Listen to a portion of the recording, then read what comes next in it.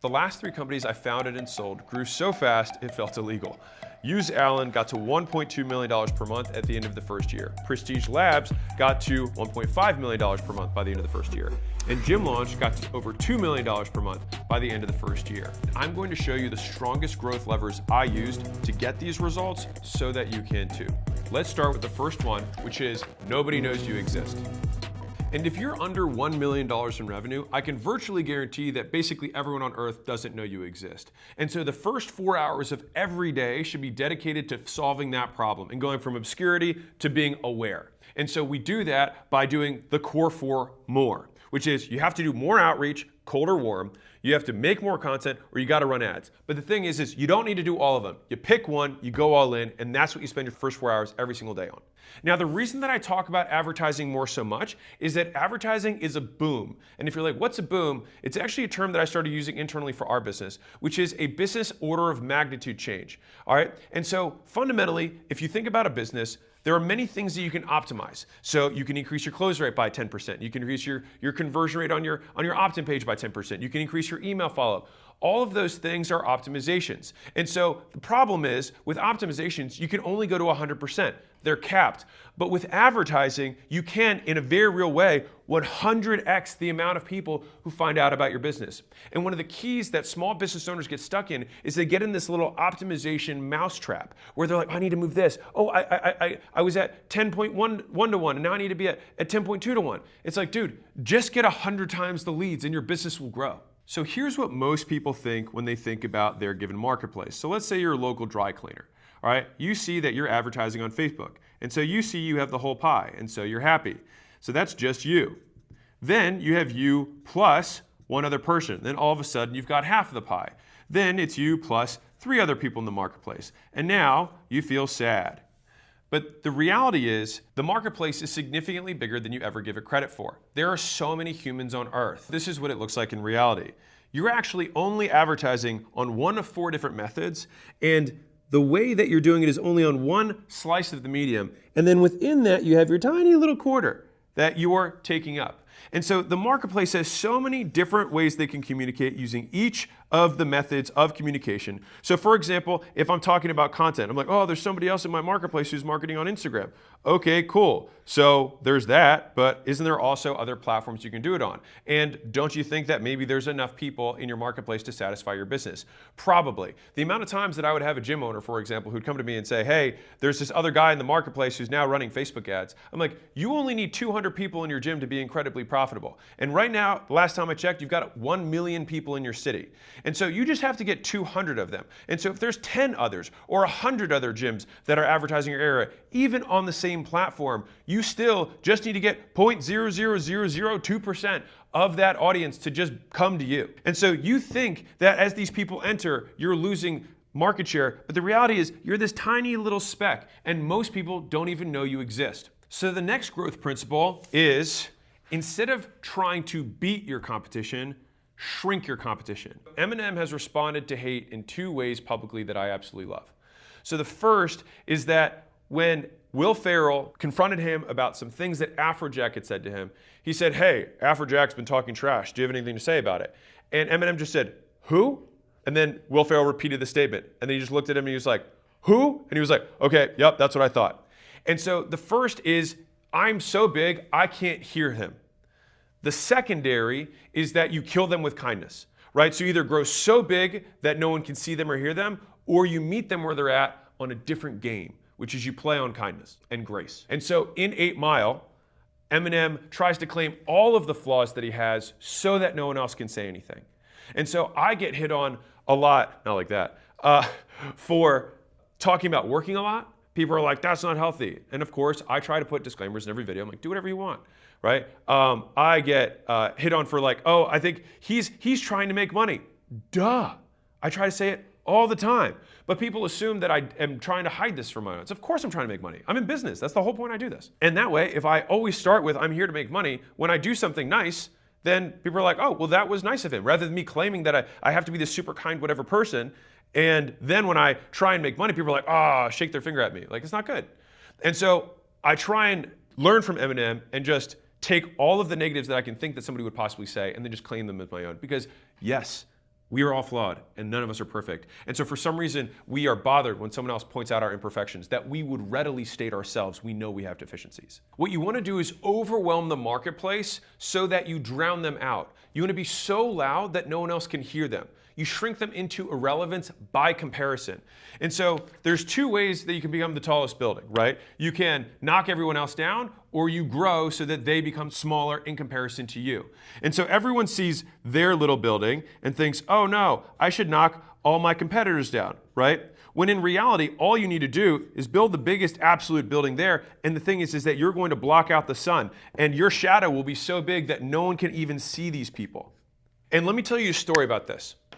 When I launched my last book, $100 Million Leads, I spent a tremendous amount of time and effort across, I think at the time we had 7-ish million subscribers or audience size across all platforms. I emailed a bunch, I made a ton of content, we spent money on ads, we did outreach, we had affiliates going, we had all these different channels going to get as many people as possible to the launch. And when I walk around Las Vegas, because I live here, I will usually get stopped about 3-ish times when I do about a 60-minute walk. Mind you, I walk in a crowded area, so it's not like I'm just like walking in the neighborhood, because then that would just be weird. Anyways, and of course you should be recognized by your neighbors. But I'll get stopped by 3 people, and every time for the month leading up to the launch, I would be like, hey, you going to the book launch? 19 times out of 20, the people would look at me and be like, what's the book launch? And I was like, how do you not know about this, right? But it was this wonderful reminder that most people, when you get tired of your advertising, most people don't even know your first name.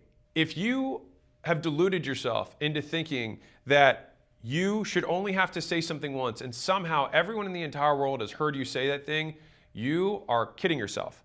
You need to become a master of variety in terms of how you can re-say the same thing in different ways. And taking the natural extreme, there's this fallacy that most small business owners think, and myself included for years I thought this, was that repetition in and of itself is somehow bad. So let me explain. There's probably people on the internet. I personally follow a bunch of philosophy accounts.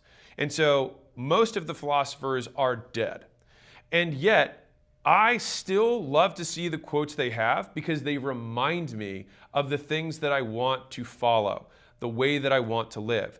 And it's not like, oh, another Seneca quote. Does this guy never give up? It's like he's dead. He hasn't come up with a new quote in 2,000 years. And yet I still like seeing the quotes even though I know I've seen them before. And oftentimes you serve that role for your audience more than anything else. Like we think that it's like, oh, I've said this one thing, therefore they have all changed all their behavior immediately and they never need to learn that again.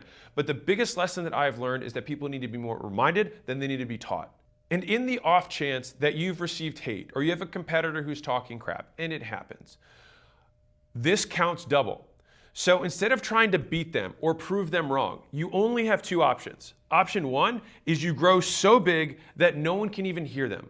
The alternative is that you kill them with kindness, which is that you do not beat them by proving that you are right. You beat them by proving that you are kind. And then by comparison, they will look bad. And so only thing I can tell you about having dealt with plenty of it in my day is that on the occasion that I do choose to respond to hate, I try to respond with kindness. And so someone can just absolutely tear me one and just say like, this guy sucks, he's terrible, whatever, right? I will then usually say, hey, you're right, I'm a super flawed person. That being said, it seems like you've developed like a big audience here and they seem to like you, and so congrats on your success, right? When someone sees that, it's very hard for everyone to be like, man, that guy sucks. It's just like, now, if I were to try and like list out all the points, all I do is invite more back and forth, which I don't want to do, and it's a waste of my time. And so instead, you start all hate responses with you are right, because it's all they want to hear. And there's really nothing else to say after that. And so what's interesting is that oftentimes hate, if you boil it down, comes down to, I do not prefer the way this person does things. I have a different preference. And it's like, great, right? Like, I make money one way, he makes money another way, and therefore he is wrong. It's like, no, you just do the way you want, which is awesome because you do it your way, and they do it their way, and the people who are attracted to that will do that, and the people attracted to you will do yours, and great. Like, I mean, of course, there's engagement baiting and things like that because people want to get views and all that, and I respect it, I get it. But big picture, I think you can't take it personally, because whenever I fall into that little trap, I think to myself, I'm a relatively developed monkey that is sitting on a little blue marble in a solar system that's in one of a billion galaxies, and I'm worried about some screen that has words on it of a made-up language that we had in the last 1,500 years of how we communicate face noise to each other. And when I think about that, I think, this would be pretty silly for me to like ruin a day over. So the third big growth lever, and this one's massive, is clear, not clever. All right, so what do I mean by that? Well, when I looked at the highest converting ads that I had run, and I do this pretty regularly, I look for different components. Sometimes I'm like, what's the hook? Sometimes I'm like, what's the color scheme? What's the visuals that are being displayed in the first however many seconds? And in this one particular pass, I just looked at the grade level of the language that was being spoken. And the reason I looked at that, I think it was 1 or 2 election cycles ago, I had heard this research study that had stated that the president who spoke in the lowest grade language was the one that won the election over and over again. And when I heard that, I see presidential elections fundamentally as massive brand campaigns. And so I see that as they were able to communicate a message to a higher percentage of the population because they lowered the barrier to entry of comprehension, meaning more people got what they said. And so when I hear that, I thought, man, I like to use all these big fancy college words and no one knows what I'm saying. And so all I do is feed my ego, not my bank account. And so I made one of my big marketing rules clear, not clever. And so you want to take whatever communication is, look at your landing pages, look at your ad copy, look at the words you're saying in your content and say, does a third grader understand this? And the point that some people try to make as a counter is like, oh, I don't want to talk down to my audience. No. When you speak in a more broken down manner, you help the experts understand it more easily, and you help the beginners understand it for the first time. And so it's not that experts are all of a sudden saying, oh, no, I don't believe that. Because listen, we get tons of very big companies that come to acquisition.com for investment. And the guys who run those companies, very intelligent. But I try to make my videos in a way that people can understand them because who do I prove when I use a big word and then all of a sudden 3/4 of the audience can't understand it? And if the point of me making these videos is to make real business education accessible for everyone, part of it making it accessible is making it interesting, making it fun, and making it comprehensible, which is just a fancy word for understandable. And what you guys don't see behind the scenes is that I will typically self-edit. And so I said distilled earlier in a sense, and then I said broken down for experts, is because I said distilled and I was like, I have to use a different word, broken down. And then I said comprehensible, and then I said fancy word for understandable. And so I try to constantly catch myself in this, and it's also made me a significantly more effective leader.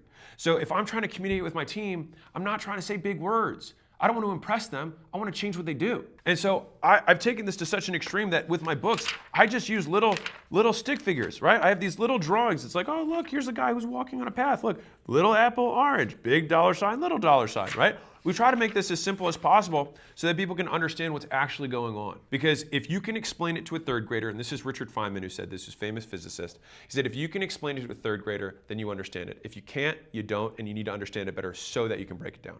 And so the broader the audience, the broader the analogy, and the simpler the language. And so I'll give you an example. One element is the grade language of the words you use. The second is what visuals or stories you use to depict them. And so if I'm talking to mechanics, I might use an analogy where I relate something they understand, cars, to something they might not understand, a business, right? If I wanted to teach a specific concept. If I was talking to the same, I was trying to teach the same concept, but I was teaching it to realtors, then I would probably use a house analogy. If I was teaching it to baseball people, I would probably use a baseball analogy, right? And so if you have a narrowed down audience, you will increase comprehension by using analogies that they all understand. If you're talking to a broader audience, then you need to have a broader slice of the market, probably a more human experience that all of them have. So if I'm talking to everyone, I might talk about food, I might talk about sleep, I might talk about driving, right? Because most people do that, assuming I'm not talking to children. And so you have to match the analogy to the history of learning from the people that you're trying to communicate to. And this is what takes your marketing and your advertising and puts it on steroids. And to put this to the test, this is something you can do right now. Look at whatever emails you send, run them through a reading grading level app, keep working on it until it's below 5th grade minimum, 3rd grade if you're awesome, and then send it. I did this to our email follow-ups and had a 50% increase in conversion. I didn't change anything about what I said, but I saw that as I got 50% more people to understand. Because the goal here is to decrease the friction of comprehension. So if we think about the elements of value, speed, ease, time delay, these elements are all impacted by complexity. And so something complex takes longer to understand. It takes more effort, right? And so, it's harder, right? And so instead what we want to do is say, okay, how do I make it easy and faster? Okay, well, then I'll just speak in a way that everyone understands. The next massive growth lever is proof over promise, all right?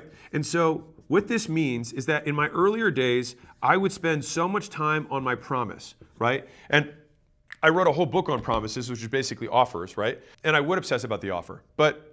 And the offer is super important, but the only thing that's more important is proof. All right, so let me give you two hypothetical examples. Let's say that you've got business one that's selling thing one and business two that's selling thing two. Well, let's say they still compete for more or less the same audience. And business two says, we'll do X, we'll do Y, we'll do Z, we'll do W, and we'll guarantee X, Y, and Z, right? And you look at their reviews and they've got a 5-star rating and they've got 1 review. The other company says, we'll do X, and they've got 11,382 5 stars and they've got a 4.7. Who do you buy from? This guy, obviously. But why? This guy has a better promise because you believe this guy. And so you want to have proof up to your eyeballs. Proof is your single highest priority as a business owner or marketer or advertiser or promoter for your business. It is the one thing that you prioritize. Before I enter any new space, launch a new product, the first thing that I do is try and get beta users. I work for free in exchange for testimonials, reviews, and feedback, and sometimes referrals if I'm lucky. But in the beginning, that is the highest, most valuable thing that you can do.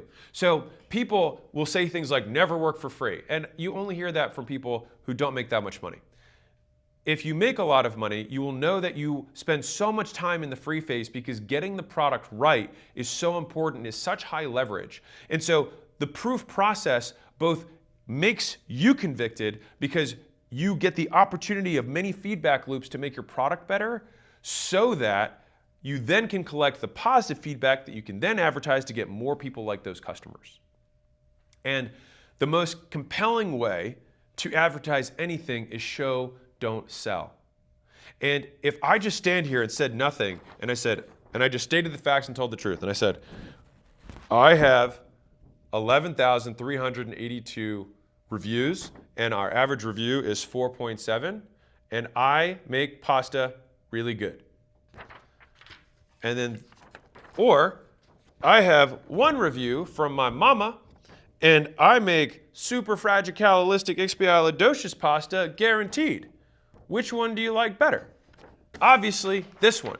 You don't need to say much more. The proof is the pudding. The most important part of a message is the messenger themselves. They're inextricably linked from the thing that's being communicated. And this is what people seem to miss when they're making content, which is why I'm a big advocate of do epic stuff first, then talk about what you did. And if the stuff that you didn't do is epic, focus more on the doing epic stuff, not on the talking about it. And so I started this channel with a commitment to a vendor saying, I'll make 3 YouTube videos a week. And I was busy and I was like, I'm just gonna hit a webcam and I'm gonna talk to the camera. And that is how this channel was started. And the only reason, in my opinion, that people decided to listen was because I just so happened to have sold a company for just under $50 million. And so because of that, there was proof that I was able to deliver on the promise. Whereas somebody else might have a totally beautiful studio and have all these things, but they just forgot the one most important thing, which is, why should I listen to you? And so it either is going to have to be proof that you generated for yourself or proof from other people saying that you helped them achieve that thing. If any of these growth principles help you in thinking about your business differently so that you can scale faster or you need to send it to your team, it would mean the world to me if you shared it. That's my only ask, and appreciate it. So the next big thing is the hook. Now you're like, okay, I've heard about hooks before. Not the way that I'm going to talk about it, all right? So the hook is greater than everything.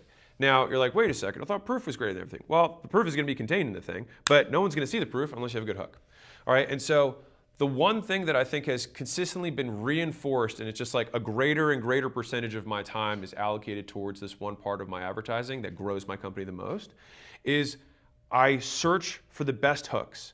And then I don't convince myself that I'm more creative than I think I am, and I just keep using the ones that work. So think about it like this. These are the only 4 things that you can do to advertise any business. You can warm outreach, so reaching out one-on-one to people you know. Cold outreach, reaching one-on-one to people you don't know.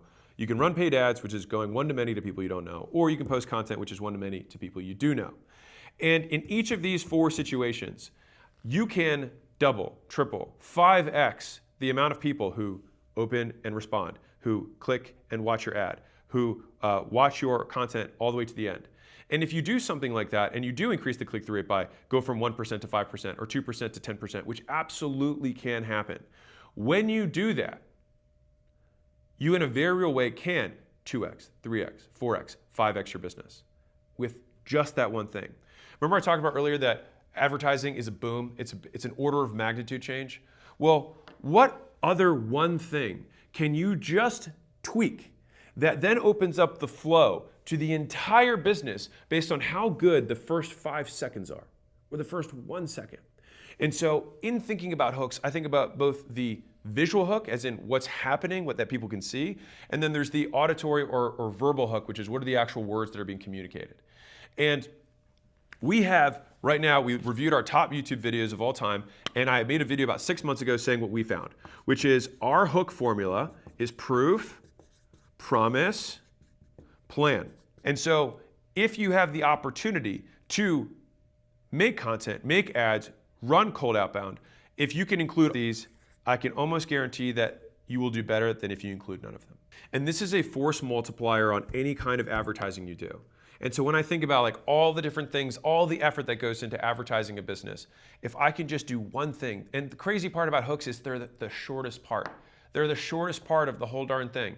And this is where David Ogilvy says, if you have written your headline, you've spent 80 cents of your advertising dollar. The more advanced the advertiser is that I meet, whether it's a content creator, somebody who's on outbound, somebody who makes paid ads, the more obsessive they are on the first frame, the first impression that someone gets, because they know, 1, it increases the likelihood that the person's going to watch the rest of it and then potentially buy. And then 2, it changes their entire perception of what follows. So we actually looked at this for speakers at an event, which was if we change the intro, the 1 to 2 minute intro that we had for a 60-minute talk, the person's net promoter score, so what people rated them in terms of how good they were, changed massively, even though the actual presentation was the same.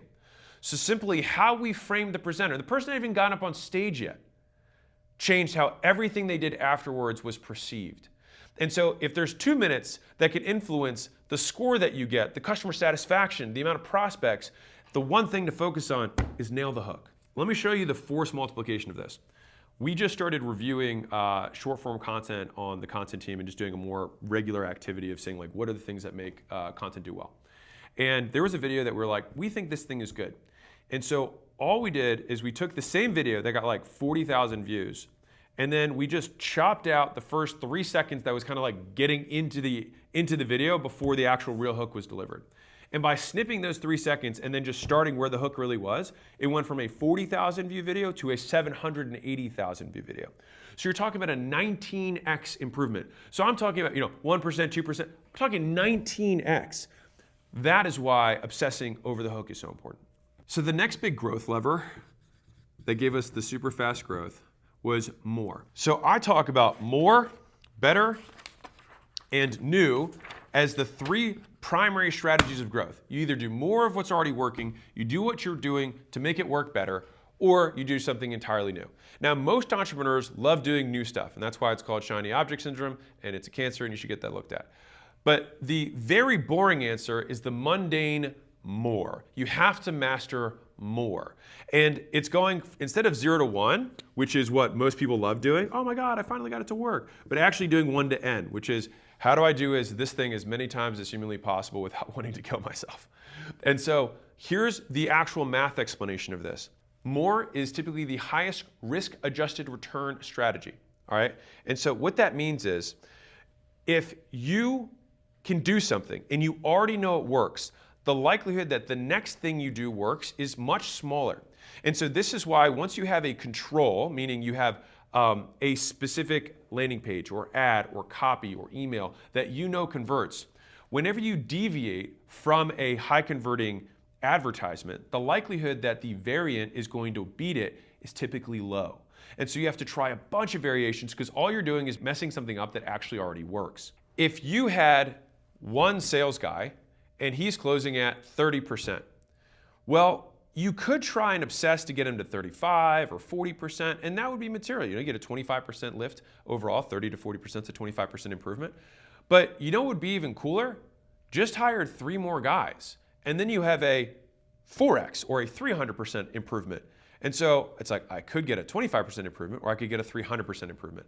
And me trying to change up the sales script also has a significant shot of me taking it from 30 down to 20 because it's a change. And so here's the thing is that when you change anything, you guarantee you incur the cost of change, but you do not guarantee that you get the benefit of change. And so in each of the core 4 methods, you do more outreach, which is cold or warm. You go from 100 reach outs a day to 200 reach outs a day. Paid ads, you go from $100 a day to $200 a day. You go from posting content, you go from posting once a day to twice a day, right? Those are how you do more. And when I talk to the most experienced advertisers that I know, the most experienced business people that I know, the most common theme we talk about is we kind of laugh in the back room of like, if people just don't know how much more they can do. That's honestly the real, that's the real. Is that when I have conversations with small business owners, they're like, hey, I don't think I can do any more ads. You know, I'm already running $1,000 a day. I'm like, I mean, dude, there's businesses that run like 2 million a day. And so you usually have so much more runway than you think you do. And sometimes you just need someone ahead of you to be like, dude, you can like 10x this and nothing's gonna change. But they think because of whatever mental limitation they have, or like, you've never spent that much money on an ad before. You've never made that amount. Is it gonna hurt my account? No, they want you to make good content. Is it gonna hurt my ads? No, they want you to spend money. Is it gonna hurt my outreach? You're going to people who've never met you before, so why would they know that you've sent it to another 100 people, right? Is that there's these perceived fears, but most of the times it's just between your ears. I'll tell you guys a quick story about this. So when I had my first, I would say, real business, which is my first location and my first gym, I had a mentor and he was a really good local marketer. And so he had a strategy for his tanning salons where he would bring in, thousands of customers every single quarter. And what he did was he would put out flyers. He just put flyers on cars and then had like a free VIP gift card and people would come in, redeem them, and he'd flip them into memberships. And so I figured, okay, I'll just run the same play. And so I did the flyers and I put 300 flyers out and I waited by the phone being like, oh my God, I'm gonna get 300 people in here, it's gonna be sick. And what happened? Well, my phone only rang once from the flyers, and when I picked up the phone, the guy was like, hey, did you put the flyer on my car? And I was like, yeah, I did. Like, what time do it? But he cut me off and he was like, you damaged my Mercedes. And I was like, oh, click. And I didn't know what to do. And as soon as and thankfully he never called me back because I definitely didn't have the money to fix any Mercedes at that time. I called my mentor back up, a week or two later once it was clear that no one else was going to call. He said, hey, how'd the flyers work out? And I was like, well, they didn't work out at all, actually. I was like taking some attitude with him. He was like, oh, well, what was your test size? And he didn't take the bait. He was like, oh, what was your test size? And I said, well, what do you mean? He was like, well, like, what'd you test with before you like did the real campaign? And I was like, oh, well, I put 300 out. And he was like, 300? He's like, you can't know anything with 300. I was like, well, what do you mean? He's like, I test with 5,000. He's like, and then we put out 5,000 a day for 30 days. And so I was looking at his results from 150,000 flyers over 30 days and comparing them to my results of 300 in a day. And once I saw that juxtaposition, I was like, got it. I will never make this mistake again. It was very embarrassing for me because I was on the right path. I just didn't do enough. And so one of the big meta lessons of this is that what presents as volatility is typically a symptom of low volume. So if you're like, man, I only get like, a sale every week or every other week, it's kind of like, most days I don't get a sale and then every once in a while I get one. It only appears volatile because you're doing so little per day. But if I looked at your year and saw that you closed about, let's say 12 customers in that year, you closed one a month, for example, every 3 or 4 weeks you get a customer, well, all I would do is look at your entire advertising activity for the year and say, okay, if we wanted to get 12 customers a day, we would have to do 365 times more advertising than we currently do. And if we did that on a daily basis, we would get 12 customers a day. And so you just take your total calendar horizontally and then you flip it vertically for a day, and that is how much volume is required. And so most people just think that it's like, oh, they can't be doing more than like twice as much as me. But in my experience, the people who are crushing it literally are doing 1,000 times more than you. And that's the part that, like, until you sometimes you hear it or you have someone ahead of you say it, it doesn't become real for you. And it's why I make these videos, is to try and like push as much, you know, out of my brain and history, so that you can just get the story without the scar. And that's the whole point. Okay, so once you're like, okay, I have something that's working, I should just do way more of that. Awesome. Well, the next thing, the next power lever here is word of mouth. And it's not the way that you think. So word of mouth, people are familiar with referrals, you know, customers tell other customers or tell other prospects that your stuff is good. But what a lot of people don't understand is that negative word of mouth is significantly stronger and faster than positive. And so Disney did this big study where they found that it takes 37 tragic moments to make up for one magic moment. And versus, there's basically like a 5x versus 37x on, if someone has a good experience, they tell 5 people. If someone has a bad experience, they tell like everybody. And so a new business owner often will get customers pretty cheaply. And then all of a sudden costs start going up. And part of the reason that costs go up faster, because you can actually put math to this, which is understanding the difference between CPM, which is cost per impression. And it's like, why is it M? It's mille, which is French for 1,000, so cost for 1,000 impressions, versus CPL, which is cost per lead, all right? And so if your CPMs more or less stay the same, but your cost per lead has 2x or 3x or 4x, well, if it's not costing you more to reach those people, then it means that fewer of them are responding. And if that's the case, and you're just going to still relatively warm markets, then the issue is that instead of having positive word of mouth working for you, which should be actively lowering the amount of cost that it takes to get a new customer, you have word of mouth working against you. And so people who would otherwise purchase from you heard something negative and then choose not to. And so now all of a sudden you have to reach 3 times the amount of people, because 2 out of the 3 people who would have gone and bought your thing heard it was bad, and then now you only have 1 person who's just heard nothing. And so over time, the percentage of the audience that's neutral or hasn't heard of you gets smaller and smaller and smaller. And so it's way harder to grow off word of mouth that's positive, but it's really easy to get crushed on negative word of mouth. And for whatever reason, no business owner ever claims that they have negative word of mouth. But I can tell you, half of you are below average. That's a fact. And this is why I emphasize the proof over promise earlier on so much, because if I'm going to get negative word of mouth, which I know I am if I'm starting out, I want to keep that as concentrated and quiet as possible. I don't want anybody to know, right? And so of course I'm not going to charge them money, because the last thing I want to do is also have their money when they're upset, right? So it's like, hey, I'm making this trade, you're going to get stuff, it's probably going to not be that good. My only ask is you give me feedback, right? Tell me how I can make this right. Tell me how I can make it better. Right? And when you ask those types of questions, you get the types of answers that can ultimately create more value for the customer. And then once you get positive feedback, positive feedback, positive feedback, now you have something that people actually want. Then you can introduce strangers to it. And of course, you're going to roll into the next issue, which is, okay, how do I keep that consistent? Because now it's not me doing everything, I've got a team, and we'll get into that. This is a really good one. So the next big growth lever is steal, what am I about to say? From yourself. So one of our portfolio companies, which is very large, hired a new advertising director. And that advertising director came in with lots of new ideas.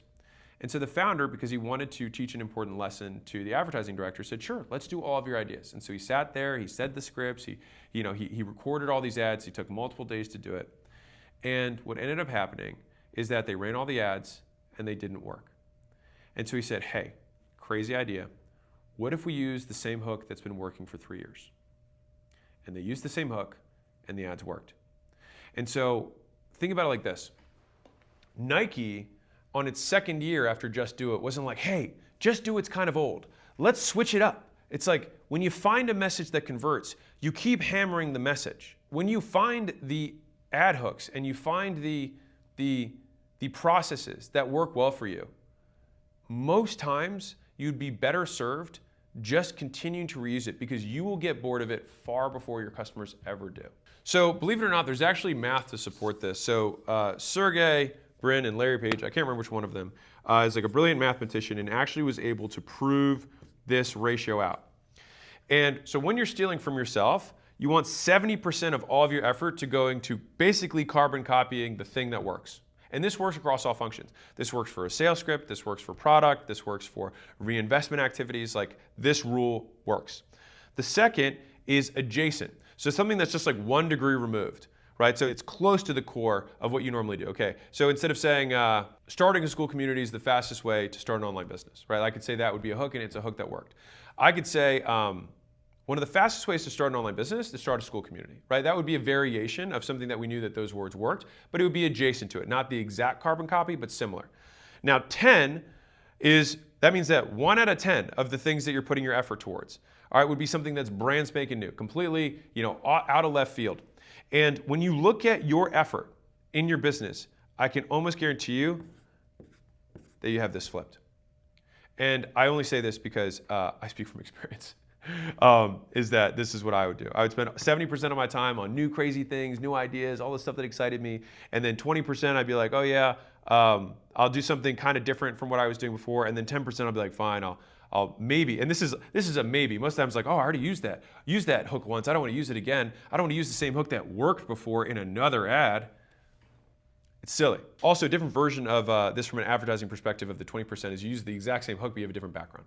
So it's just like a different variation. So it's like I could wear a different shirt, I could have a different setting, and I could still deliver the same hook. And to me, that would still be kind of a 20% variation. All of your competitors are copying your stuff and taking what's working. When you find something that works, keep doing it. Deviation from what works is more likely not to work. Think about it like this. If you demolish a building, so let's say we build a building and it takes us 2 years to build a building, right? There's our building. It took us 2 years.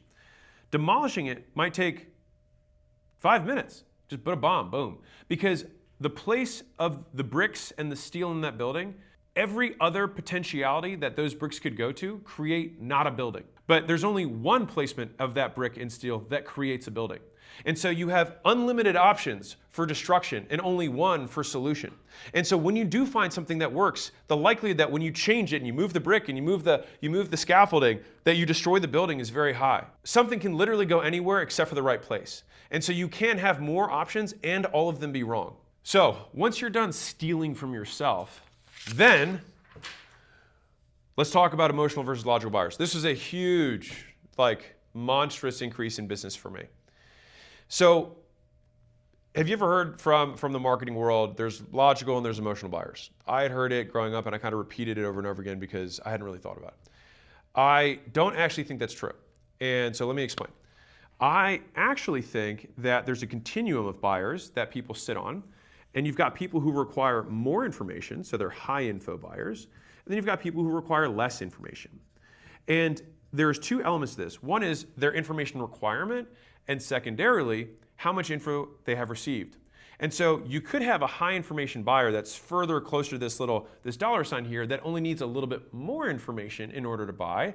And then you have some people that just generically buy lots of stuff. And everybody loves those people, of course, but guess what? Everybody fights over those people. And so the thing is that the amount of low information buyers is like this. The amount of high information buyers is an order of magnitude or multiple orders of magnitude greater. Only crazy people buy immediately.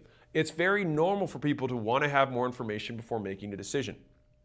And so when we think about our advertising, the reason that the direct response community typically can't grow very large businesses most of the time is because they only advertise to these people and this pool of buyers is significantly smaller.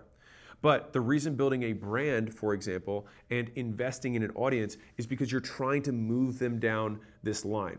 Now, when I heard this in the earlier days of my career, I was like, I don't have time for that. I need to make money. I get it. Sure, in the beginning, you just advertise the 6-inch putts. But when you want to scale, you have to educate a higher percentage of the audience because they will require more to buy. The way to move people through this is something that Eugene Schwartz pioneered in his book, Breakthrough Advertising. And he talks about the 5 levels of awareness. So he has unaware people, so people have just no idea about anything. The next is problem aware, so they have some sort of pain. You have solution aware. you have product aware, and then you have most aware, okay? So those are the 5 stages. Now, a customer will basically move in this direction, going from unaware to most aware. And if you want to go to broader and broader audiences to get their attention, the unaware audience, you typically have to go off of broad curiosity. And so if you've ever seen those crazy like ads that are like weird articles like, you know, Arizona State, blah, blah, blah, has this new blah. Like they're trying to go after a massive audience of people who have no idea what's going on. That new, you know, scientific breakthrough could lead you to buying a supplement. It could lead you to buying a weight loss thing. It could lead you to buying some sort of equipment. It could lead you to buying insurance. Like it could go in any direction, but it's the curiosity that gets them in. Problem aware would be something to the extent of like, do you wake up to pee 3 times a night? Does it hurt when you bend over to tie your shoes? Do you get out of breath when you play with your kids? Those are going to be problem aware. Now they, again, that could lead you to a supplement, that could lead you to insurance, that could lead you to whatever, but it's a slightly more aware person. At least they're problem aware. Solution aware is that somebody knows of the potential things that they could buy and you're helping them select between them. Product aware is at an even more micro level. And most aware is typically your existing customers. So here is where you just make offers, right? This is why the book Offers is where I started, because the people who are here is the tiny audience here, and so you just make an offer to get them to buy. But that only works for this tiny audience. So you will make money quickly doing that, but you will also cap yourself quickly. In an effort to figure out, okay, well, how much should I allocate between these most aware, less info people and the maybe problem, unaware, high information people who require more education in order to make a purchasing decision? Well, I had one of the most enlightening conversations I've had in a really long time with Ben Francis, who's the CEO of Gymshark, and then he introduced me to Chris Davis, who's the CMO of New Balance. And so we had an awesome conversation talking about what Chris had done at New Balance and helped them just skyrocket their sales. And so what they did is that when he took over, 30% of their advertising budget was going to here, was going to the broad awareness level, storytelling, emotional stuff. And then 70% was basically geared towards buying shoes, saying, hey, go buy these shoes. What he did when he took over was that he flipped them. That he ended up with 70% going to big, high-level pairings, endorsements, specific athletes that they wanted to recruit that they felt represented their brand, and only 30% of their advertising budget went towards actually telling people that they had shoes and that they were for sale. And so after he made that flip, here's the crazy part. It took 18 months for them to see the return on that budget. And so if you're in a rush, this isn't going to work. But if you're in a rush, you're never going to get big anyways. Keeping this ratio made this concept tactical for me. And so when I think about my marketing effort, my marketing dollars, and most importantly, how I measure it, my marketing impressions, I want to make sure that 70% or more of the advertising impressions that someone's going to get are going to be around the pairings that I want of me giving something rather than asking. So when we look at this ratio, this is actually super well studied between 70 and 30% here. Because right now, it's actually 3.5 to 1 is the ratio that has been studied, 3.5 to 1, of give to ask to basically not lose audience. And so if you look at television, for example, and they've already studied how many commercials can we jam into the show before people stop watching. And so they figured it out that it was every 3.5 minutes of content, they could basically put 1 minute of advertising in. If you look at your Facebook newsfeed, for every 3 posts you get when you scroll, you'll get 1 ad. And the platforms that grow the fastest have a larger percentage of this give and a smaller percentage of ask. TikTok for years had 0 ads on the platform and just wanted to grow as virally as possible, and they acquired more users because they had a give first, give all the time strategy.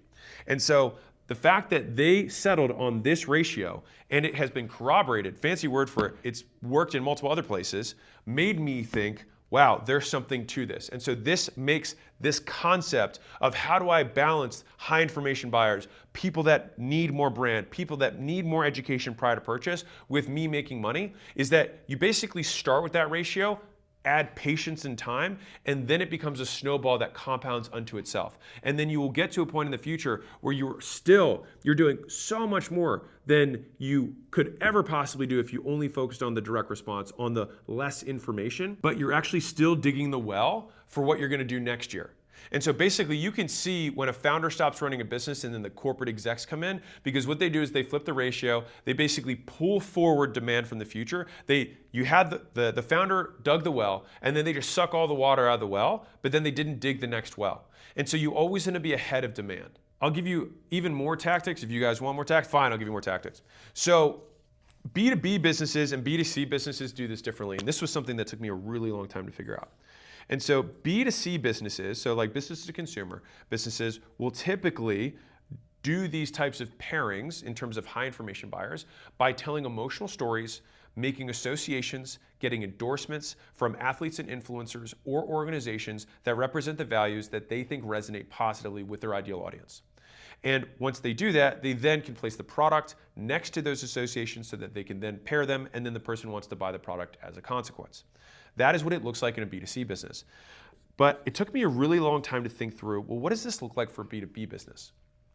And so I break this down into several tactical things.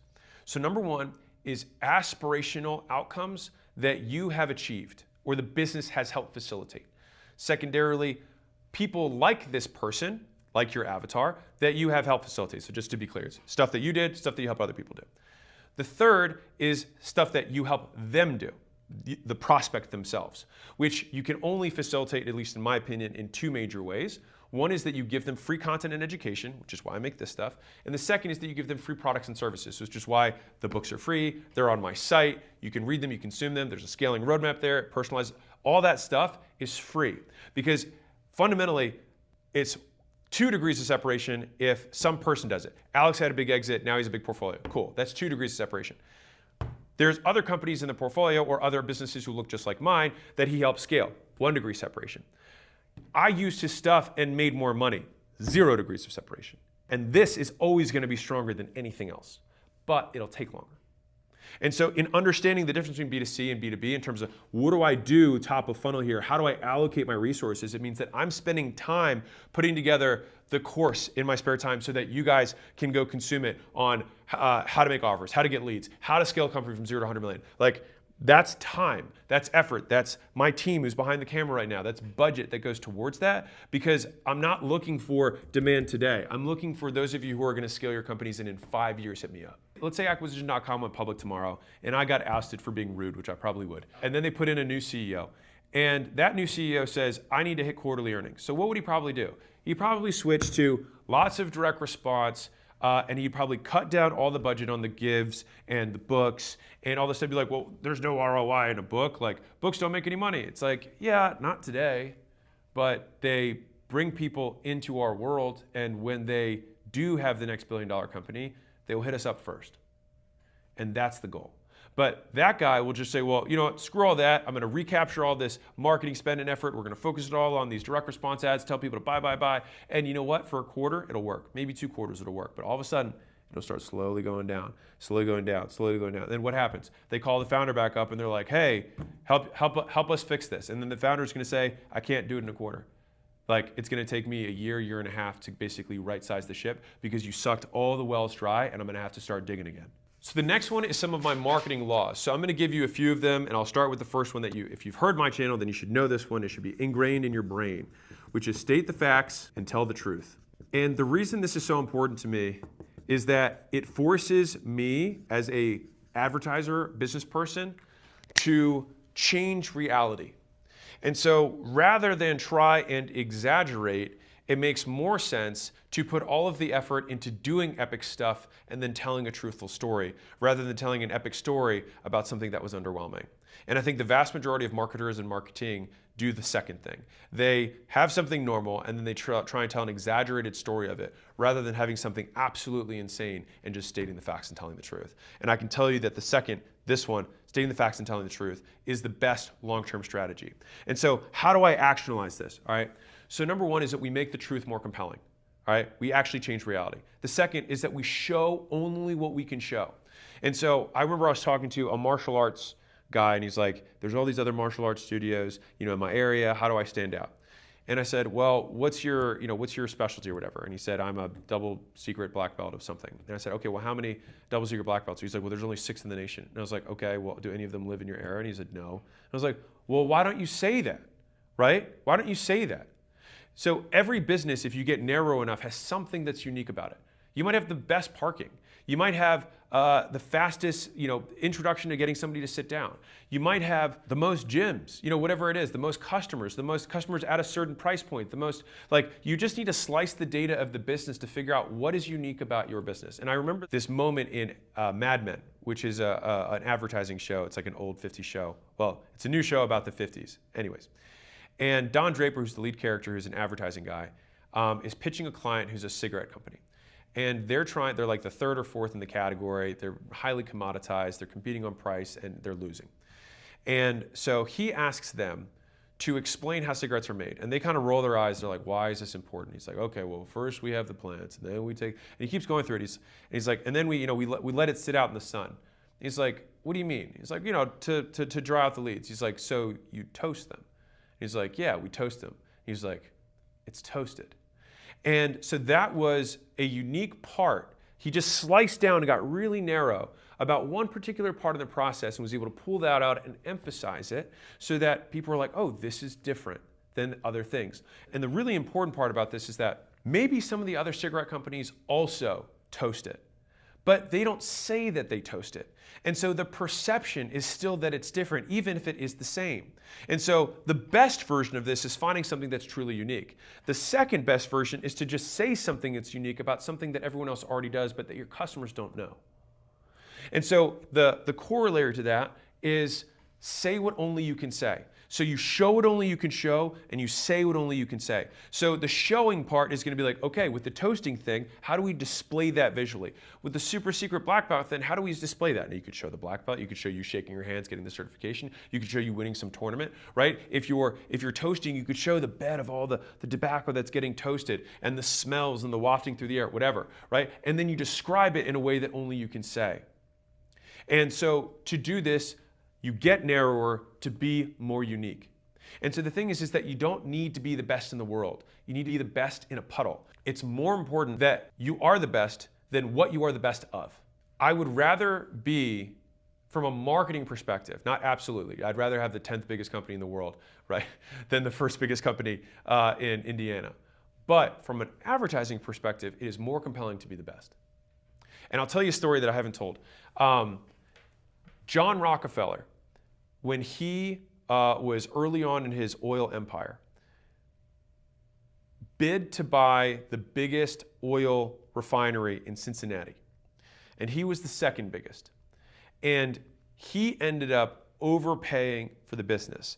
And the business owner of the oil refinery laughed at him and kind of laughed his way to the bank. He's like, you completely overpaid for this thing. And so then what John D. Rockefeller did, after he bought the first biggest, and he already had the second biggest, is that he then was able to say he was the biggest. And then in the next 30 days, he had over 20 M&A deals in the next 30 days to consolidate the entire rest of the market because he became the gorilla. And so he was willing to overpay for the asset to get the story. The difference in value between what he should have paid for those 20 deals and what he was able to pay by strong-arming those smaller competitors because he was now the gorilla, more than made up for what he minorly overpaid or maybe even majorly overpaid for the one company that he bought. And when he recants the story, when he tells the story again, he talks about how that competitor didn't see the bigger picture. And that was always, it was such a, I remember reading it in the letters that he wrote to his son and thinking to myself, that is powerful. He was willing to overpay for the story. He saw it as an investment in his brand, in his reputation. And so the guy who sold it just saw it as him overpaying for a product, but he wasn't appropriately valuing how much true brand value that would give Rockefeller as a result. The next big growth lever is all about the list, all right? So when I talk about the list, people immediately think that I'm talking about email list, direct mail list, and sometimes that's true. But I'll give you a hypothetical example. So let's say I am selling winter coats, and I advertise an amazing offer on some killer coats that people love, they look amazing, and nothing comes back. Well, what could have happened? Well, if I showed my advertisement to people who live in South Florida, the likelihood that they buy my very expensive, really heavy and hot winter coats is very low. It has nothing to do with my offer, nothing to do with the ad creative, nothing to do with my pricing, nothing to do with anything. It's just the wrong people are seeing it. And so many smaller businesses think that marketing doesn't work when in reality they were showing it to the wrong people. And so the first thing that you have to get right in marketing is targeting the correct audience. And so this is different by method of advertising.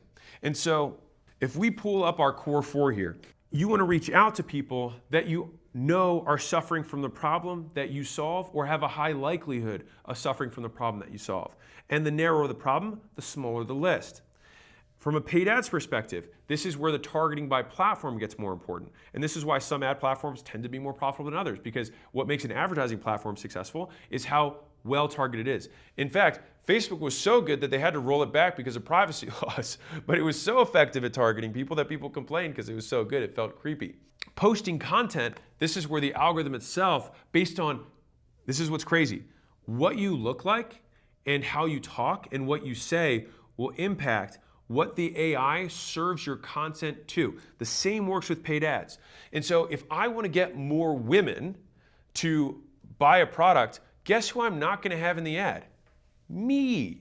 Because this is not what attracts lots of ladies, right? This is just usually a bunch of entrepreneurs who tend to have beards and like fitness or whatever else, all right? But like my audience is like 89% male. And sure, for my 11% females, keep rocking, I appreciate you. But by and large, I have a male-driven audience. Now, maybe it's because I talk about money, but there's tons of female entrepreneurs who talk about money and don't have predominantly male audiences. And so it's just that my way of saying things and or the algorithm just tends to display it to dudes.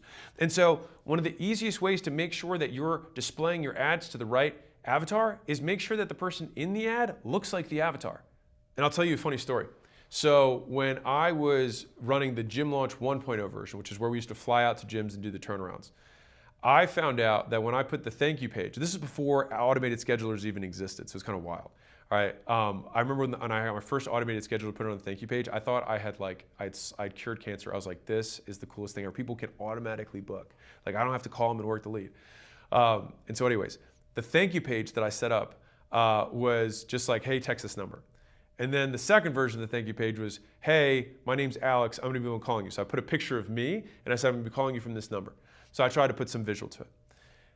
Then when I put Layla's picture on the thank you page and said, Layla's gonna be the one contacting you, what do you know? Our response rates went through the roof. People were immediately responsive. They were showing up to appointments. They were, oh yeah, sure, I can make 5 o'clock. For me, they're like, oh no, I don't give a shit, right?